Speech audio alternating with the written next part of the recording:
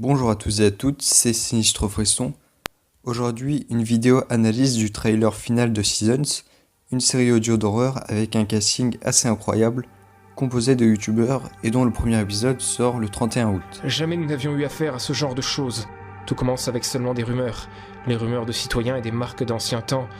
Et l'un d'eux est venu nous parler. Si elle est en vie et que je peux la ramener, je ferai tout pour y arriver. Avec cette phrase, on comprend déjà que quelqu'un a disparu ou a été enlevé. Le personnage qui parle, je crois personnellement que c'est un père de famille dont la fille est portée disparue, qui a prêt à tout pour la retrouver. On dirait que c'est ici. Ciel rouge sang, brouillard gris épais. Je suis bel et bien à Belmont. On évoque ici un lieu dont le personnage a eu connaissance, soit en y vivant, soit en entendant parler de cet endroit. Le visuel, quant à lui, est le clip de Victims de Aube, mais je ne sais pas s'il a été réalisé dans le but de ce projet. J'arrive, Raban. Est-ce la personne portée disparue ? Je pense que oui. Oh oui, je les sens venir, avec leur espoir. Ils ne reviendront pas, leur famille les attendra jusqu'à la fin des temps. Si j'analyse ces phrases de mon point de vue, je comprends qu'il y a plusieurs personnages qui sont à la recherche de personnes portées disparues, et qu'elles sont sûres, ou du moins espèrent, les retrouver. Mais on indique aussi qu'ils ne reviendront pas non plus, et que leurs familles attendront jusqu'à la fin des temps. Mais on fait bien vite d'oublier une personne disparue, au fil des générations, donc est-ce que ça signifierait que la fin des temps est proche ?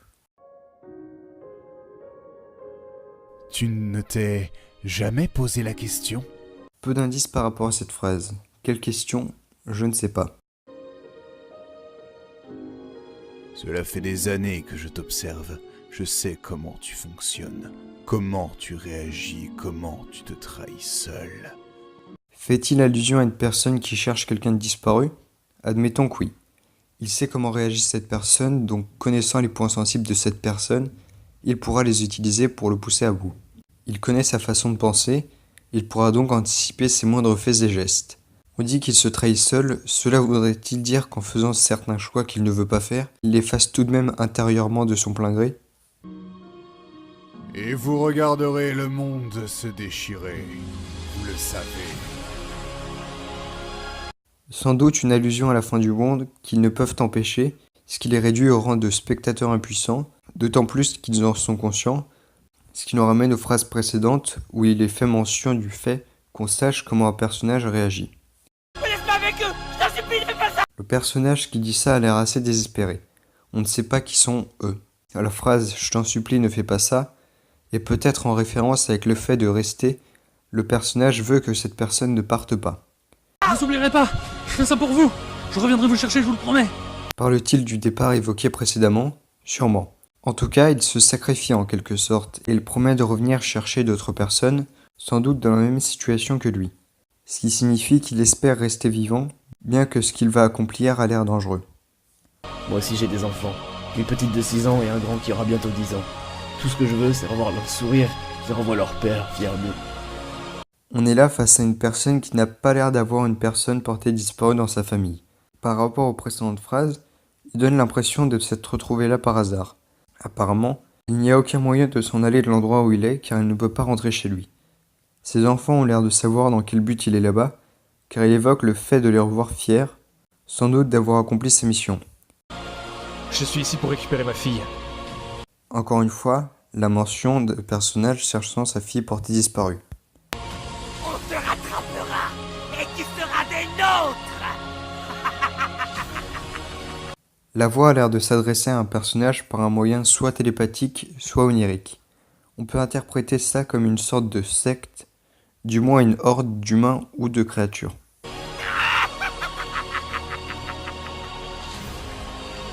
Qu'est-ce que vous avez fait de ma fille ? Ce moment, on peut le comprendre de deux manières différentes. Soit le personnage découvre sa fille totalement changée et demande ce qu'on lui a fait, soit il demande où elle est et qu'est-ce qu'elle est devenue. Vous n'arriverez pas à comprendre, mais rassurez-vous, nous allons vous forcer à comprendre. Nous avons une mission. Je me plais à croire qu'à ce moment-là, la voix s'adresse directement au spectateur. Sinon, si elle parle au personnage, ils peuvent être face, par exemple, au sacrifice de leur enfant porté disparu, ou à une situation difficile à comprendre de leur point de vue, mais tout à fait logique du point de vue de leurs adversaires. Voilà, j'espère que vous avez apprécié cette vidéo, et je pense que la plupart des choses que j'ai dites ne sont pas exactes. Je vais pas vous mentir, je suis assez hypé par Seasons. Je vous mets le lien du Twitter officiel et de celui de Nadal, le créateur de Seasons, dans la description. Le lien du trailer est aussi dans la description, ainsi que la chaîne où ça se déroulera. J'ai plus qu'à vous dire d'aller suivre de près cette série, et on se retrouve très bientôt pour une prochaine vidéo.